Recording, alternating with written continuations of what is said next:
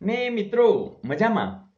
મિત્રો આપણે જીએસસીએસએલ ડેપો મેનેજરની 2016 ની અંદર જે એક્ઝામ લેવાની એમાં રિઝનિંગના સમમાં જે વૈવિધ્યતા છે એની અંદર આપણે નજર કરી રહ્યા છીએ અને મજા આવે એવું ઘણું બધું છે અને તમે લોકો જોયું હશે, માણ્યું હશે અને માણતા રહેશો.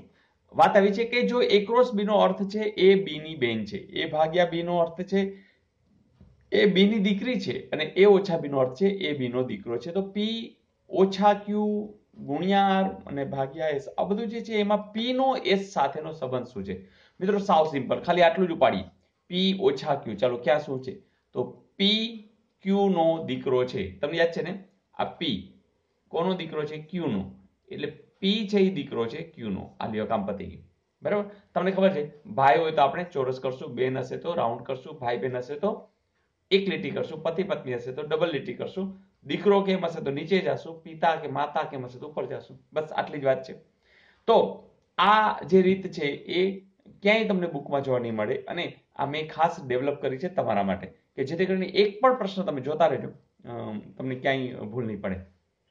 જેમ કે પી ઓછા ક્યુ એટલે આપણે ખબર પડી ગઈ કે પી છે એ ક્યુ નો દીકરો છે. જોજો પી છે ક્યુ નો દીકરો છે. ક્યુ વિશે ખબર નથી હજી, આ માં છે કે પપ્પા છે ખબર નથી.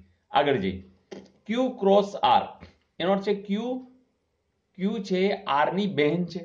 ચાલો આર ની બહેન ક્યુ છે એ આર ની બહેન છે. હજી જો આર વિશે ખબર નથી, ભાઈ હોઈ શકે બેન હોઈ શકે, કારણ આની ખબર પડી કે આ બેન જ છે. પછી આર ભાગ્યા એસ એટલે કે આર એસ ની દીકરી છે. એટલે જો આ દીકરી છે કોની છે? આર એ એસ ની.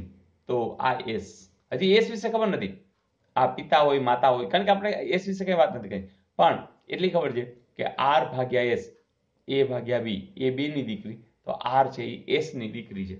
મિત્રો આ બે બહેનો છે, આ એની માતા કે પિતા ગમે તે હોઈ શકે છે અને આ ક્યુ ની દીકરી છે.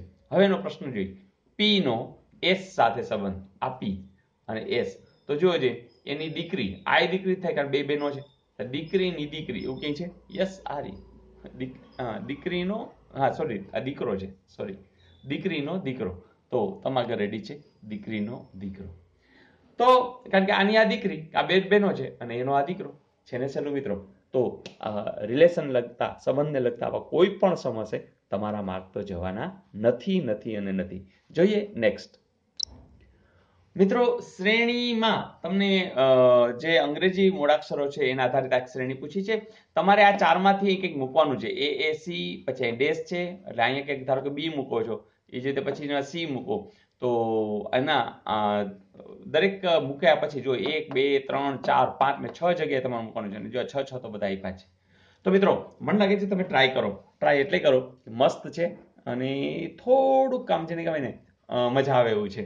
તો ટ્રાય કરો, વિડીયો સ્ટોપ કરી અને ટ્રાય કરો અને પછી જવાબ સાથે સરખાવો.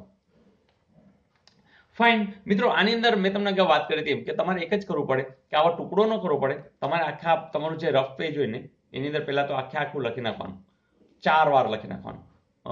બને તો એકવાર લખ્યા પછી જો પેન તમારે જુદી હોય તો વધારે સારું કે જેથી કરીને ભૂલ ન થાય, અથવા તો તમે કમ્પેર કરી શકો એટલે આ જગ્યાએ કંઈક બીજું મૂકી શકો. તો મિત્રો અહીંયા આ ચેક કરી લેવાનું આમાં ભૂલ નથી ને, નહીં તો પછી એક જગ્યાએ નાનકડી ભૂલ હશે ને તો પણ આમાં તમારો મેળ પડશે નહીં, કારણ કે એક જ બસ એના ઉપર તો આધાર છે. આમાં પણ કઈ ભૂલ નથી, નહીં જોવું પડશે. બસ આટલા મૂક્યા પછી તમે લોકોએ પકડી પાડ્યું છે અને એ જવાબ બિલકુલ સાચો છે અને એ જવાબ છે C B C A C. તમે જોજો C B C A C B. મિત્રો અહીંયા મજા આવે એવું શું છે કે આખી વાત કંઈક આવી રીતે ઉપસે છે કે એએસીસી જોજો અહીંયા આવે છે, જો એએસીસી એ બી છે ને, એ બી પછી સીબી સીબી એ બી એબીસી એબીસી અને બી છે. તો મિત્રો આ રીતે આખી, એટલે કે જે આપણે ત્રણ કે ચાર થતા હતા એવું નહોતું, આ બહુ લાંબી છે અને એટલા માટે આ પકડવી થોડી અઘરી પડી હશે. પણ મિત્રો આ હાર્ડ સમ પણ જો તમને આવડી જતા હોય તો બહુ રાજી થાજો, બહુ રાજી થાજો. અને નથી આવડતા તો જરાય નારાજ ન થતા. હાર્ડ હતું તો હજી તો પ્રેક્ટિસની શરૂઆત કરી છે અને આપણી પાસે પૂરતો સમય છે. હા મિત્રો, તમારા માટે મેં આટલા બધા વિડીયો બનાવ્યા છે. હવે તમારે જોવાના છે કે ક્યારે જોવા, તો જ્યારે પણ સમય મળે જોવા જ માંડો. તો દઈ દઉં હોમવર્ક? ચલો આપી દઉં. પ્રશ્ન મિત્રો એટલો જ છે કે અહીં આ જે આકૃતિ આપી છે એમાં વધુમાં વધુ કેટલા ત્રિકોણો છે અથવા તો ત્રિકોણો કેટલા છુપાયેલા છે. તો મને લાગે છે હવે તમે આના માહિર થઈ ગયા છો અને લાગી જાઓ, પેન લઈ લ્યો હાથમાં અને કોમેન્ટ્સમાં જરૂરથી મને મોકલી આપો.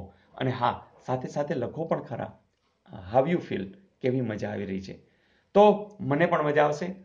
આપણી કોમેન્ટ્સ આપણા વિદ્યાર્થીઓ, પરિવારના તમામ વિદ્યાર્થીઓ વાંચતા હોય છે, એમને પણ મજા આવશે. તો યસ, લાસ્ટ હોમવર્ક મિત્રો, આ હોમવર્કમાં આપ્યું હતું અહીં 12, 27 અને અહીં શું 2, 10, 3, 5, 1, 12, 9, 4, 3, 15, 5, 3 અને 36, 48, 75 અને 64માં શું આવે. ધારો કે તમે પહેલી વાર વિડીયો જોયો છો, તમે પણ ટ્રાય કરો વિડીયો સ્ટોપ કરીને. તો મિત્રો, તમે લોકોએ જે લોકો ટ્રાય કરી છે એણે સરસ વસ્તુ પકડી લીધી છે અને એ લોકો બિલકુલ સાચા પણ છે. જેમ કે 5 દુ 10 થાય છે, એ જે બગડો છે ને એ તમારે અહીં ગુણવાનો છે. 3 દુ 6 દુ 12. જેમ કે 4 તેરી 12 છે, તો એ તગડો તમારે અહીં ગુણવાનો છે. 9 એકુ 9, 9 એકુ 9 અને 9 તેરી 27. તો હવે જોજો, 3 50 15, તો એ પાંચડો અહીં લઈ લ્યો. 5 તેરી 15, 15 50, તમે તરત કહેશો સર 75. તો 75 જવાબ જે લોકોએ આપ્યું છે બિલકુલ સાચો છે. તો મિત્રો, વાત આટલી જ છે કે રોજ તમે શીખતા જાઓ તો પ્રમાણમાં હાર્ડ કહી શકાય એવો પણ દાખલો તમે કરી શક્યા છો અથવા તો હવે કરી શકવાના છો.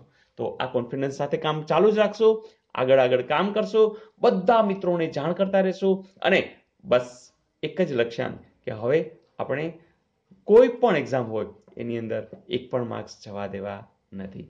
Wish you all the best. અરે હા, કોમેન્ટ્સ ભૂલાય નહીં અને મિત્રોને શેર કરવાનું પણ. આવજો.